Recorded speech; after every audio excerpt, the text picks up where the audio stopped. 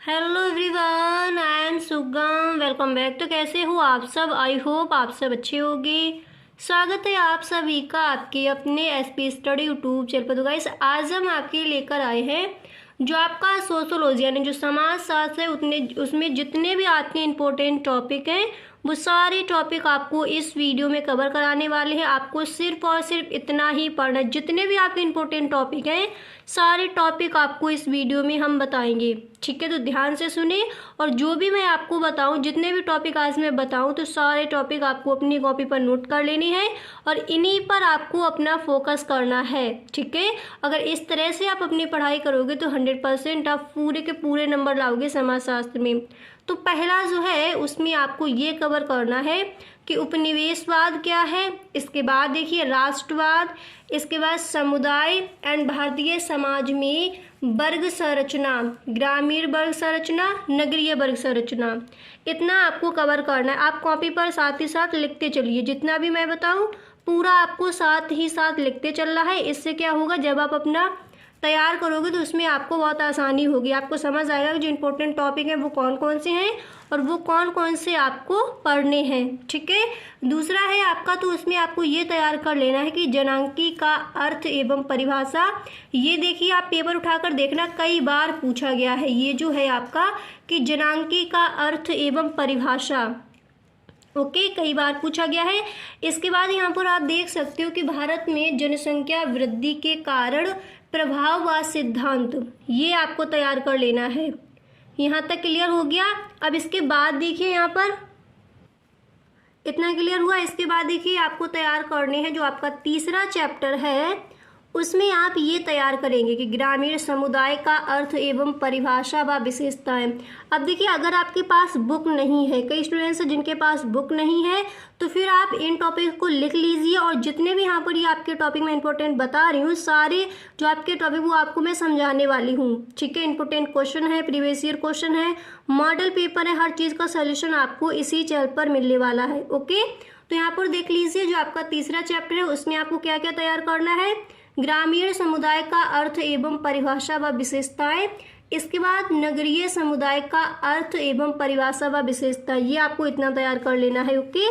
इसके बाद देखिए आपको क्या करना है, समाजशास्त्र में जो आपका चैप्टर नंबर 4 है उसमें आपको ये तैयार कर लेने हैं, ठीक है। वीडियो को मैंने बहुत मेहनत से बनाया है, तो आपको भी देखिए जो भी मैं आपको बताऊं आपको अपना तैयार करना है, ठीक है। ऐसा नहीं कि आप लिख लेते हो फिर आप इन पर फोकस नहीं करते। जो भी मैं बताऊं पूरा आप साथ साथ करते चलिए। समाज साथ नहीं, हर सब्जेक्ट में आपके पूरे के पूरे नंबर आएंगे अगर आप इसी तरह से अपनी तैयारी करोगे, ठीक है। तो जो आपका चैप्टर नंबर 4 है उसमें आपको तैयार करना है परिवार क्या है। कई बार डेफिनेशन आई है, ऐसे भी क्वेश्चन आता है कि परिवार से आप क्या समझते हैं, परिवार से क्या आशय है। तो परिवार के प्रकार, नातेदारी क्या है, नातेदारी के प्रकार। इसके बाद देख लीजिए, यहाँ पर देख लीजिए जाति व्यवस्था का अर्थ एवं परिभाषा, जाति की विशेषताएं। देखिए जाति और प्रजाति ये आपके पूछे जाते हैं सोशियोलॉजी में, जाति क्या है, प्रजाति क्या है। इसके बाद देखिए वर्ण और जाति में भेद, ठीक है, जाति और प्रजाति पूछे जाते हैं इसमें। अब यहाँ पर देख लीजिए चैप्टर नंबर जो 5 है उसमें आप ये तैयार करोगे, देख सकते हो यहाँ पर कि जनजाति का अर्थ एवं परिभाषा, ओके। जो ये आपका जो 5 नंबर चैप्टर है उसमें देखिए यहाँ पर दिया गया कि जनजाति का अर्थ एवं परिभाषा। इसके बाद जनजाति की विशेषताएं एंड आपको नेक्स्ट तैयार करना है जनजातियों की प्रमुख समस्याएं व समस्याओं के कारण। इसके बाद देख लीजिए क्या क्या इसमें आप तैयार करोगे, जनजातियों की समस्याओं के निराकरण के हेतु उपाय, ओके। इतना क्लियर हुआ। अब इसके बाद देख लीजिए, अब यहाँ पर देख लीजिए जो आपका चैप्टर नंबर 6 है उसमें आपको क्या क्या तैयार करना है। सबसे पहला आप तैयार करोगे बाजार का अर्थ एवं परिभाषा, बाजार का अर्थ व परिभाषा। उसके बाद देख लीजिए भारत में बाजार व्यवस्था के विभिन्न स्वरूप। इसके बाद आप तैयार करोगे पूंजीवाद और भारतीय बाजार व्यवस्था, बाजार एक सामाजिक संस्था के रूप में, ठीक है। इस तरह से आप जो क्वेश्चन है आपके इस तरह से बनाए जाएंगे और टॉपिक मैंने यहाँ पर लिख दिए हैं वो आपको तैयार कर लेने हैं। इसके बाद देख लीजिए आप आगे देख सकते हो जो आपका चैप्टर नंबर 7 है उसमें आप क्या क्या तैयार करोगे, लिखा है यहाँ पर देखिए सामाजिक विषमता या असमानता, सामाजिक बहिष्कार या वर्जन, इसके बाद जाति पूर्वाग्रह, अनुसूचित जातियां, अन्य पिछड़े वर्ग। ठीक है, जो चैप्टर नंबर आपका 7 है उसमें आप ये तैयार करोगे। यहाँ तक आपको क्लियर हो गया। अब देख लीजिए इसके बाद आपको क्या करना है, जो आपका चैप्टर नंबर 8 है उसमें आप तैयार करोगे विभिन्न युगों में महिलाओं की सामाजिक स्थिति। ये जो आपका है, ये वाला जो मैंने यहाँ पर लिखा, ये आपका विस्तृत में पूछा जाता है। ठीक है, आप मॉडल पेपर और जो आपके बोर्ड एग्जाम के पेपर होते हैं वो आप उठाकर देखना। विभिन्न युगों में महिलाओं की सामाजिक स्थिति आपकी विस्तृत में आते हैं। ठीक है, इसके बाद लैंगिक असमानता या विषमता, लैंगिक विषमता के कारण और प्रभाव, इनको आप तैयार करेंगे। इसके बाद यहाँ पर आप देख सकते हो 9 नंबर पर आप देख सकते हो, ये आपको टॉपिक तैयार कर लेना है कि अल्पसंख्यक का अर्थ एवं परिभाषा व समस्याएं। ठीक है, इतना आपको पूरा तैयार कर लेना है। उसके बाद भारत सरकार द्वारा अल्पसंख्यकों का कल्याण, ये आप तैयार कर लोगे। अब इसके बाद देख लीजिए जो आपका चैप्टर नंबर 10 है उसमें आपको क्या करना है, विकलांगता क्या है, इसको आप तैयार करेंगे। ठीक है, विकलांगता क्या है, उसके बाद देख लीजिए आपको तैयार करना है कि विकलांग कल्याण योजनाओं हेतु सुझाव, इतना आप करोगे। जो आपका चैप्टर नंबर 10वां है उसमें आप ये टॉपिक आपको तैयार कर लेने हैं। क्लियर हुआ यहाँ तक।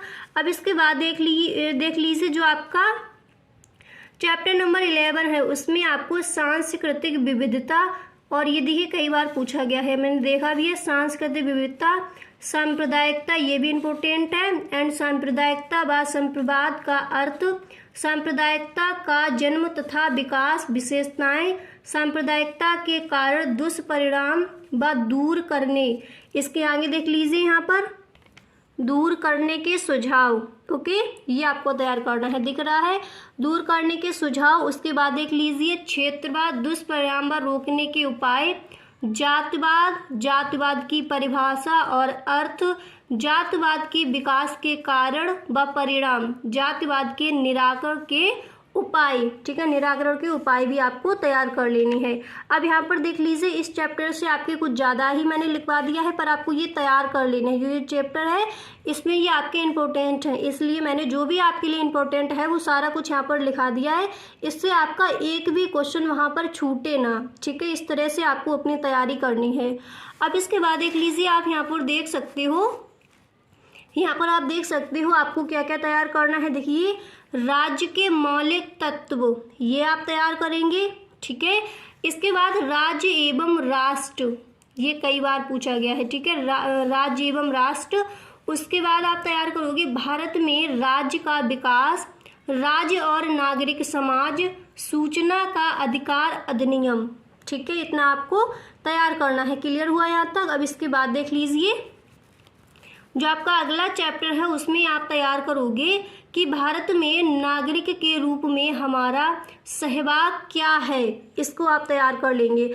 अब देखिए आप तैयारी इन सबको किस तरह से करोगे, पहले आप पूरा लिख लीजिए, उसके बाद डेली का अपना एक टाइम निकालिए और एक एक चैप्टर आप कवर करते चलिए। रोज़ाना एक एक चैप्टर देखिए, ज़्यादा क्वेश्चन मैंने नहीं बताए, जो आपके इंपॉर्टेंट है उनको आप देखते चलिए।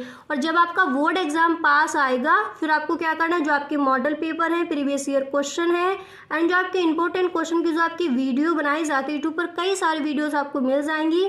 आप किसी की भी वीडियोस इस तरह से देख सकते हो, model paper, previous year question, important question, वो सारी आपको वीडियोस देखनी है, पूरा अपना लिखना है, फिर आपको वो तैयार करने हैं। जब आप ये इंपॉर्टेंट टॉपिक तैयार कर लोगे फिर वहाँ पर आपको बहुत आसानी हो जाएगी पढ़ाई करने में अपनी। ठीक है, तो अगर इस तरह से करोगे तो मुझे ऐसा लगता है अच्छे नंबर आएंगे आपके समाजशास्त्र के पेपर में। इसी तरह से मैंने इकोनॉमिक्स के जो आपके इंपॉर्टेंट टॉपिक है वो सारे मैंने आपको बता दिए हैं। अगर आपने वो वीडियो नहीं देखा है तो उस वीडियो का लिंक मैं डिस्क्रिप्शन बॉक्स में दे दूंगी, वहाँ से आप देख सकते हो। क्लियर। अब आगे देख लीजिए अगले चैप्टर से आपको क्या तैयार करना है। तो नेक्स्ट चैप्टर से आप तैयार करोगे कि परियोजना, परियोजना कार्य का अर्थ एवं परिभाषा, इसके बाद परियोजना कार्य की विशेषताएं, इसके बाद आप तैयार करोगे परियोजना कार्य के उद्देश्य एंड इसके बाद आपको तैयार करना है परियोजना कार्य का महत्व। ठीक है, एक बार दोबारा से देख लीजिए, इसमें आप क्या क्या तैयार करोगे, परियोजना कार्य का अर्थ एवं परिभाषा, परियोजना कार्य की विशेषताएं, परियोजना कार्य के उद्देश्य, परियोजना कार्य का महत्व। तो जो आपका देख लीजिए, जो आपकी फर्स्ट वो है, मतलब जो आपका फर्स्ट टाइप का जो है वो मैंने आपको बता दिया क्या क्या इंपॉर्टेंट है। अब देख लीजिए जो आपका थोड़ा रह गया है बुक में, ठीक है, वो मैं आपको नेक्स्ट वीडियो में कवर करा दूंगी। पहले आप जो इतना मैंने आपको बता दिए हैं इंपॉर्टेंट टॉपिक, पहले आप इनको अच्छे से तैयार कर लीजिए। जब आपका इतना पूरा तैयार हो जाएगा, उसके बाद थोड़े जो आपके रह गए हैं पीछे से, जो आपके चैप्टर्स के इंपॉर्टेंट टॉपिक रह गए हैं, वो भी मैं आपको जो भी है वो भी मैं आपको कवर करा दूंगी, ठीक है। तो उसकी आपको बिल्कुल भी टेंशन नहीं लेनी है। तो यहाँ पर दोबारा से आप देख लीजिए, स्क्रीनशॉट यहाँ पर आप ले सकते हो कौन कौन से इंपॉर्टेंट है और कौन कौन से आपको तैयार करने हैं। उसके बाद जो पीछे भी मैंने आपको बताया वो भी आपको दिखा देंगे, आप स्क्रीनशॉट उसका ले सकते हो, ठीक है। पहले आप इसका ले लीजिए। अब देखिए यहाँ पर आप इसका ले सकते हो, जितने भी इंपॉर्टेंट आपके टॉपिक हैं एक बार फिर से आप देख लो और सारे आपको अपने लिख कर रख लेने हैं और उसी के हिसाब से डे बाय डे अपनी आप तैयारी करते चलिए। और अर्थशास्त्र में जितने भी चैप्टर हैं सारे चैप्टर आपको कवर करते चलना है। और देखिए जो इकोनॉमिक्स है जिन स्टूडेंट्स के पास, इकोनॉमिक्स में आपका एक भी नंबर नहीं छूटने वाला है। इकोनॉमिक्स के भी मैंने आपको जो आपके प्रीवियस ईयर क्वेश्चन है एंड जितने भी आपके चैप्टर्स हैं, सारे चैप्टर से जो भी आपके इंपॉर्टेंट टॉपिक है वो सब मैंने आपको बता दिया है, ठीक है। तो अगर आपको ये वीडियो अच्छा लगा है तो आप इस वीडियो को एक लाइक ज़रूर कर दें। Okay, thank you.